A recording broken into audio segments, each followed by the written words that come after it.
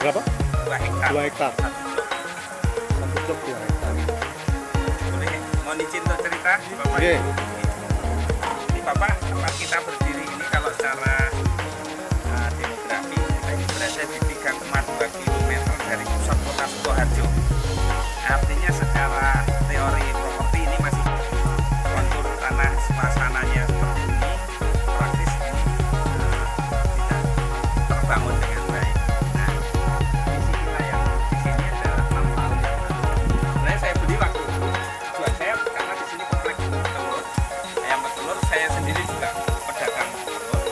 Kita bangun ini nilai begitu, terpikir kok segini luasnya kalau nggak sedang luasnya kering kering ini masih ada hujan Pak, masih hijau.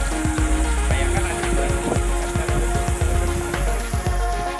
tanahnya rekan-rekan dari hutan dekat, jalannya menurut sudah cukup kalau bicara pertanian, tapi sudah termanfaatkan dengan maksimal.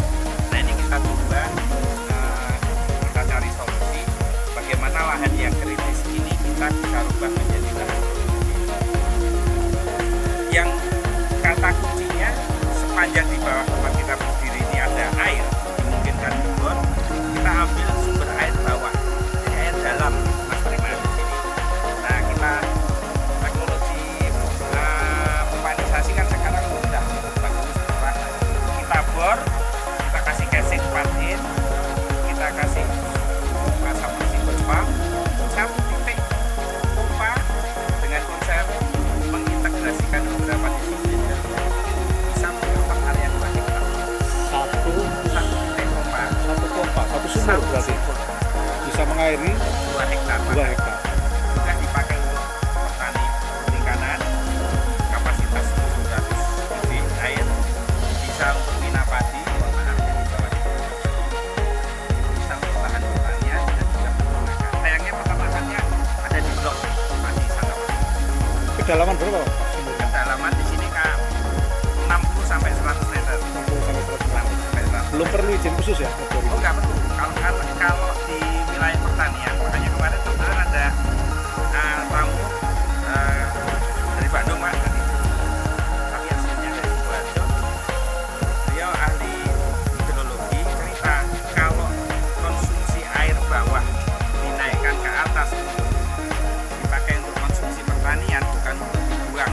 Misalnya dipakai untuk pabrik, dipakai untuk using Kunci. dan sebagainya, terus dibuang ke sungai, dibuang keluar, perlu izin. Tapi kalau yang hal-hal seperti ini nggak perlu, karena justru ini membantu air permukaan masyarakat. Memang betul dengan dinaikkan dari bawah naik ke atas, sumur-sumur masyarakat justru terisi. Nah, kembali dari satu titik sumur tadi, kita pakai ilmunya orang sipil Pak. Nah, ternyata kenapa kok teman-teman sipil itu pada bikin waduk, bikin tampungan air lah ya. Nah, kita juga bikin di sini adalah air dari pompa itu kita tampung dalam waduk lokal yang fisikalinya adalah kolam ikan itu. Ini ilmunya orang sipil Pak. Kalau nggak ada ini, satu titik sumur pompa itu paling hanya mampu mengcover 4.000 meter persegi. Pertanian di sekitaran Calumban, Ngawi, Sragen kan konsepnya itu. Jadi dari sumur langsung masuk ke lahan. Nah, covering areanya terbatas. Sudah saya uji di tanaman pertama saya. Sudah capek banget Pak. Harus istilahnya gelar selang plastik atau gelar pipa. Hasilnya juga tidak maksimal. Nah, ternyata dengan ilmunya orang sipil juga saya kira merenung. Kenapa kok pemerintah bikin waduk yang dengan biaya berapa begini? Ternyata kan menampung air, karena ternyata pertanian ini karakternya kalau yang kita coba amati, dia bukan tanaman air, tapi butuh air di masa-masa kritis, khususnya di pengelolaan lahan ini, butuh air banyak. Nah, pada saat inilah maka air yang ada di sini itu kita tampungan itu kita buang. Nah persis ilmunya waduk kan begitu, musim Jadi dari sumur ke sini, ke kolam-kolam ikan ini dulu? ya, sumur ke kolam ikan dulu. Kalau waduk kan dari sumber air ya, intinya nggak beda jauh. Pada saat dibutuhkan baru periodically dilakukan supaya posisi tanah itu selalu ilmunya orang pertanahan yang kita pakai. Jadi ini ilmunya orang Bandung semua, Mas. Nah, nanti ilmunya jenengan ada di situ. Nah, terus yang kedua, Pak, ilmu yang kita pakai adalah ilmunya orang perikanan. Kalau kita perhatikan, mohon maaf ya, dari sumur masuk ke sini, isinya kan tetap kolam air dalam sebuah wadah besar, mau kecil mau besar itu pilihan. Artinya bisa saja kita bikin sebuah bejana besar pakai sistem plastik dan sebagainya kayak waduk gitu. Cuman kan itu nanti ada sisi operasionalnya yang harus menjadi pertimbangan. Kalau seperti ini operasionalnya ada rusak satu, tidak harus membuang air semuanya, dan ini pertimbangan kita waktu itu dan juga pertimbangan dari sisi perikanan. Nah, ilmunya orang perikanan rupanya memelihara ikan dengan menambahkan beban hidrogen. Ini menyelesaikan masalah perikanan, menyelesaikan masalah limbah dari kolam. Kemudian flow-nya dari sini itu masuknya ke Minapadi, overflow-nya ini. Kalau boleh Bapak lihat, Overflow-nya di mana? mengalir. Overflow-nya di mana? Contohnya overflow-nya di situ. Nanti kita lihat yang di sana. Itu kan Ini ya, selalu ini ya? air masuk, selalu secara auto air keluar. Ada satu yang lupa saya sampaikan. Di sini syaratnya waduknya harus above ground, harus di atas tanah. Ya, kenapa? Supaya energi gravitasi membantu kita mengautomasi secara alami aliran air dan manajemen air. Air masuk tidak ke lahan tapi masuk ke sini, asal di atas ketinggian.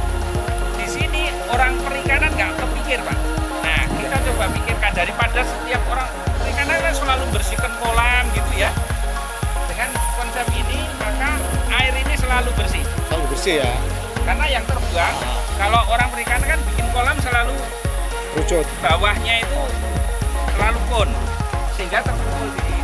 Karena ada pembuang overflow-nya di luar kolam, sehingga air masuk ke sini melebihi dari pipa itu akan terbuang dan sekaligus membawa kotoran, sisa pakan, dan mikroba yang kita tebar di sini. Oke, dia overflow-nya dari bawah ya, ambil Ya, situ, dasar buang, kolam. buang endapan ya sekalian, buang Buang endapan. endapan, buang sisa pakan, dan sekaligus mikroba yang hidup di Berarti sini. dia di bawah. Bawah ada. Enggak, bentuknya Ini, kon. kon. Ya, Berapa kumpul di derajat? tengah. Berapa derajat? Sekitar 5 derajat. 5 derajat. Terus dari tengahnya keluar. Keluarlah overflow-nya itu. Ya, ini kan ilmu berjana berhubungan, Mas. Nah, ilmu sederhana. Nah, kemudian dari sini baru masuk ke area Minapadi. Nah, Ya. nanti kita tinggalnya ada di sana. Jadi sawah itu overflow dari sini ya. Overflow dari Minapadi.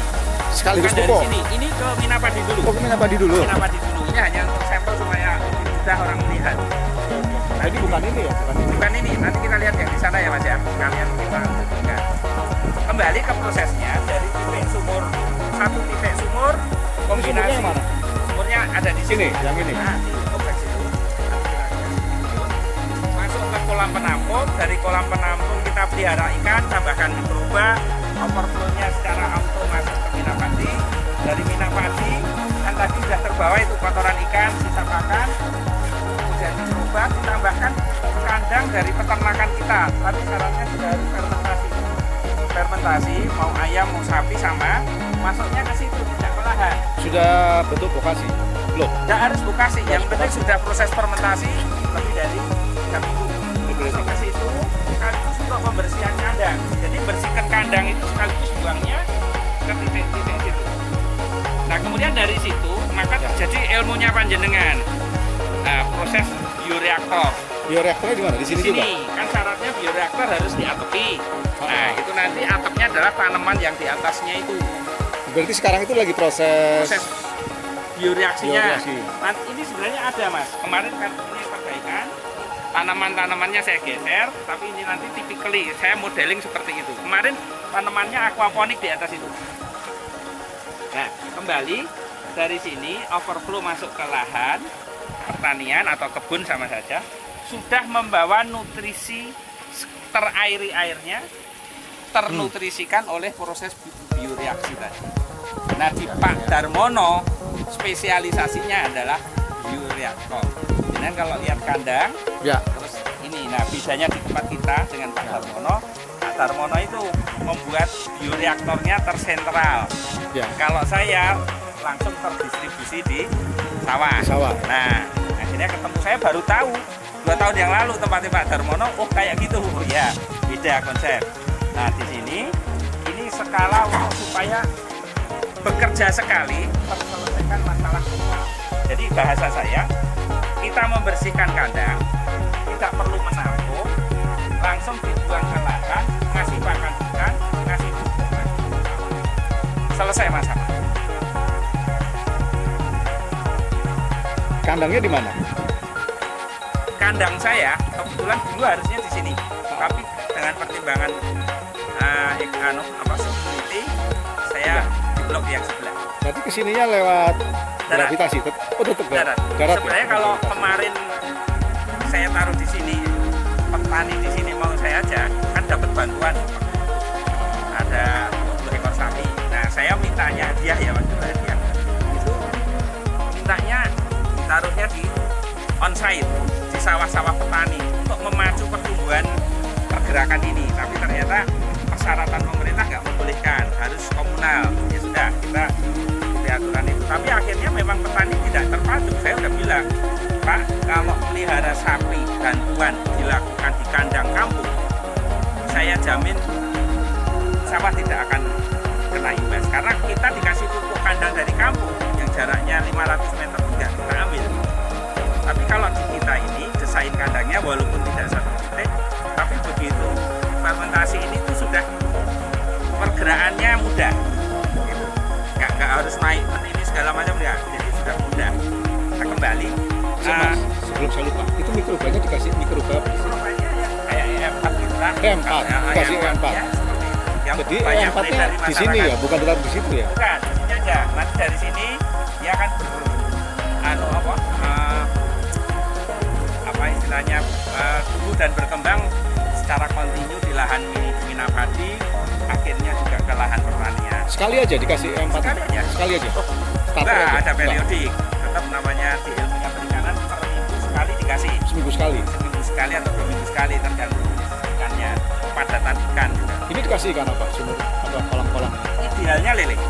Idealnya lele. Lele, saya dulu lele. Cuman secara komersial lele sekarang agak bermasalah. Nah, ini sekarang saya fokus dengan nila merah. Nila merah. Kalau di Jawa Tengah nila merah kan nilai komersilnya cukup lumayan. Ini seumuran? Ya, iya seumuran, tapi tetap ada yang lebih gede, ada ini ada. Maksudnya nggak kanibal ya? Oh enggak kanibal. Kalau lele kanibal, Oh, kanibal. lele harus ada grading. Kembali ya, Mas Prima ya. Jadi konsepnya yang coba kita bangun adalah bagaimana kita menyalakan pompa secara auto sudah menggerakkan sektor perikanan, sektor minapadi, sektor pertanian, kemudian peternakan juga sebenarnya kreatif terus sama yang tanaman-tanaman tambahan. Dia adalah sebenarnya lebih kepada konsep aquaponik, hidroponik, kira-kira begitu. Semua dibantu oleh gravitas. Termasuk ladang itu? Yang ada baju hijau itu? Kemana?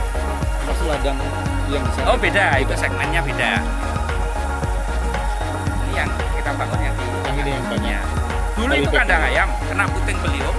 Jadi ada di area-area batas itu pemanfaatannya sedikit. Jadi kembali Pak Ari, Istri Mas, Ibu, kita di sini tuh mencoba menampilkan sebuah apa ya istilahnya formulasi gitu aja atau sebuah metode dengan 4 fokus yang kita coba lakukan. Fokus pertama adalah bagaimana lahan kritis ini kita ubah menjadi lahan produktif. Kalau lahan kritis bisa, lahan yang sudah irigasi teknis sangat. Ini yang sesusah ini aja bisa, istilahnya gitu. Konsepnya adalah bagaimana membangunnya dengan konsep yang murah, mudah, efisien, dan satu lagi nyaman. Karena ternyata faktor nyaman ini juga istilah saya kalau bisa petani milenial itu meminimalkan kakinya masuk ke sawah. itu bisa kita lakukan. Nah, Terbukti ya, memang nggak pernah atau jarang Kalau- masuk sini ya.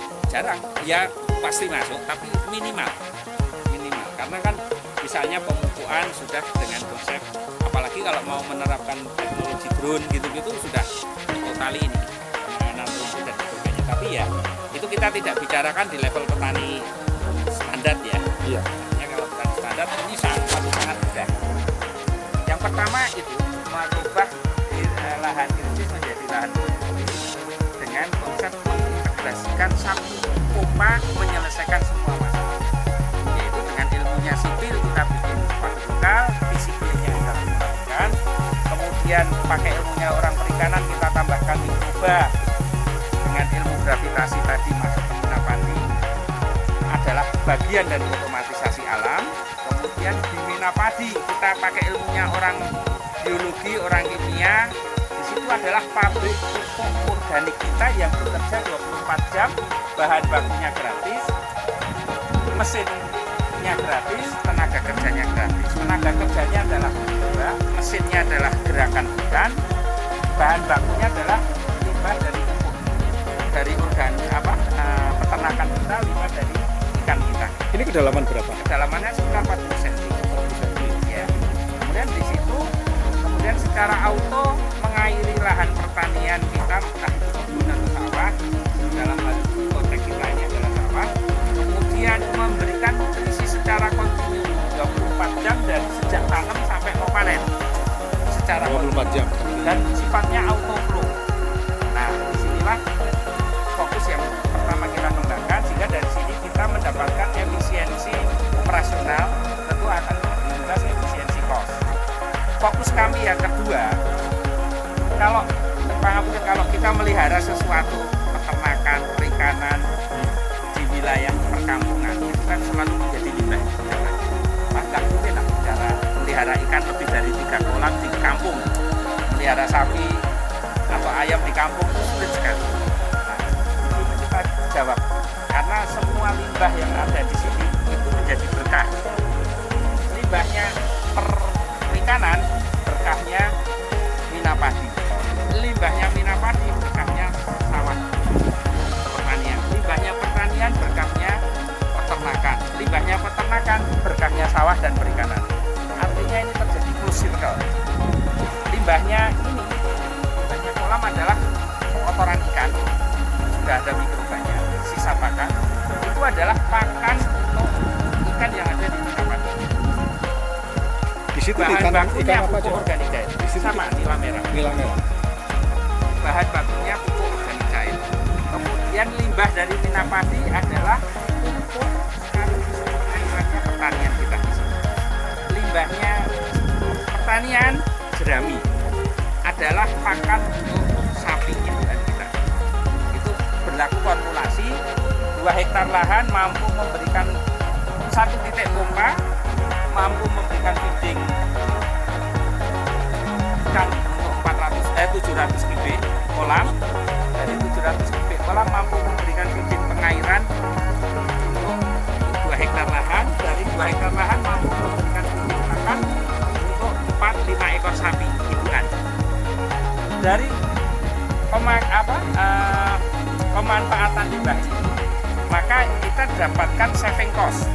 Yang pertama penghematan pupuk, karena ini sudah tidak butuh pupuk yang cukup banyak. Ini hanya paling butuh misalnya 30%. Tapi tetap diberi. Masih diberi Oh. starter Korea N terutama.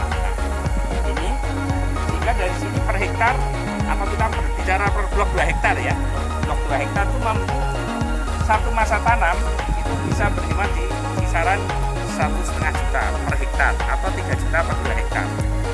Artinya kalau 4 kali tanam mampu memberikan saving cost 12 juta per tahun per blok. Kemudian dari feeding pakannya kita melakukan indukan sapi ini seperti mesin uang. Kita kasih pakan limbah dari jerami padi.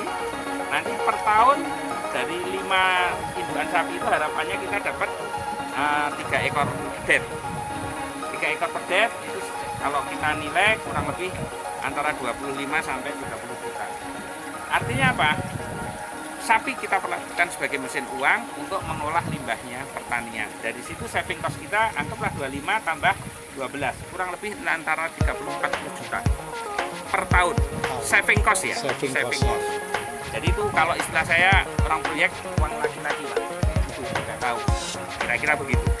Nah, fokus kami yang kedua adalah bagaimana mengelola limbah ini menjadi berkah sehingga kita dapatkan di sini adalah saving cost. Kalau yang pertama tadi efisiensi cost, ini saving cost. Tidak ada hubungannya dengan produksi. Kemudian fokus kami yang ketiga adalah lahan ini dibangun dengan konsep hampir semuanya mandiri. Airnya mandiri, tidak bergantung dengan pihak lain, tidak berebut dengan pihak lain. Pupuknya juga mandiri karena dari peternakan kita. Feeding pakan peternakan kita juga mandiri. Maka kita menentukan jumlah pakan yang harus kita berikan kepada sebagai foodnya untuk ternak kita. Dan peternakan kita juga mampu memberikan feeding pupuk untuk lahan pertanian kita. Maka akhirnya kami mengambil sebuah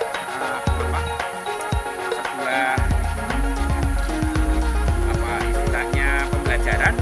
Kenapa enggak kita desain lahan pertanian ini sesuai dengan keinginan pasar? Nah, akhirnya kita bikin dengan kemandirian tadi, kita bikin panen 4 kali dalam 1 tahun, panen padi. Dan itu sudah kita buktikan 6 tahun, ini masuk tahun ke-7. Panen hari ini, seminggu kemudian tanam, 3 bulan kemudian panen lagi, seminggu tanam, dan seterusnya. Sehingga kalau dalam bahasa matematikanya 1 tahun 365 hari patokannya itu, kita coba bikin milestone seperti project itu, schedule panennya di saat padi harganya mahal. Kapan itu? Kalau di sekitar Pulau Jawa secara umum panen padi yang paling bagus itu Januari, akhir Januari. Sehingga dari akhir Januari 3 bulan kemudian April, 3 bulan kemudian Juni, 3 bulan kemudian Oktober. Ibarat naik ring tinju 4 ronde. Januari, Juli, Oktober itu harga gabah sangat tinggi, produktivitasnya tinggi. Hanya di bulan April karena panen raya di mana-mana, yang daerah pada hujan panen raya ini harga gabah cenderung biasa. Tidak rugi ya, hanya biasa, keuntungannya sedikit. Sehingga di sini kita mendesain lahan pertanian kita dengan cara berpikir komersil yang kritis. Artinya panen di saat harga mahal, produktivitasnya tinggi. Nah, akhirnya dengan pola 4 kali panen itu kita membagi 365 hari tadi, nanam padi 90 hari 2 kali, nanam yang 80 hariannya 2 kali. Kalau di total itu kan 340 hari. Nah, kita masih punya spend waktu di kisaran 25 hari yang harus kita bagi menjadi 4 kali masa pengolahan. Artinya satu masa pengolahan antara kurang lebih 6-7 hari. Panen, nanam berikutnya adalah 7 hari. Lalu bagaimana caranya? Nah, inilah yang kita fokus di fokus ketiga ini adalah bagaimana kita berpacu dengan kecepatan dan ketepatan. Dan di sini ini yang harus kita maintain. Jualnya jual gabah ya? Gabah bisa, beras bisa. Kita bicara jual gabah. Petani biar fokus dengan produksi. Biarlah urusan gabah menjadi beras, ada entity yang lain. Yang lain. Ya. Nggak sampai ke hilir. Enggak perlu. Kita fokus dengan yang fokus di satu sisi aja. Nah, ini fokus kami yang ketiga, inilah yang sekarang menjadi program yang disebut dengan IP 400 di Kementerian Pertanian. Alhamdulillah dengan program itu Pak Menteri kemarin juga sudah memberikan apresiasi baik pribadi Bajo sebagai pemicu awal. Lewat Dinas Pertanian Sukoharjo. Ya, pasti kan tetap semua bergerak lewat itu ya. Walaupun ini program pribadi, kami pribadi juga alhamdulillah dapat apresiasi dari Pak Menteri untuk yang program IP 400. Nah, ini yang dalam istilah cara berpikir kita menaikkan produksi dengan jumlah lahan yang tetap dalam waktu yang cepat. Itu dengan cara ini. Produksi naik 30% dalam 1 tahun itu sudah insya Allah ditangani. Kira-kira begitu. 50% peningkatannya ya. peningkatannya dengan jumlah lahan yang sama, tidak perlu membangun infrastruktur tambahan. Dengan yang existing kita naikkan langsung dalam waktu yang sangat cepat, 1 tahun sudah langsung tercapai. Nah inilah kemarin saya matur ke Pak Dirjen, Pak, daripada bikin yang terlalu bertele-tele food estate dan sebagainya, kenapa lahan-lahan ini nggak segera dibangun aja infrastruktur yang bagus. Saya lebih prefer dengan yang konsep Cina lakukan. Di Cina itu kan lahan infrastruktur pertanian itu dibangun sedemikian rupa supaya petani itu ya itu tadi efisien, mudah, murah, nyaman kerja. Dan itu pasti semua. Saya nge-record pesan dulu ya, boleh? Enggak.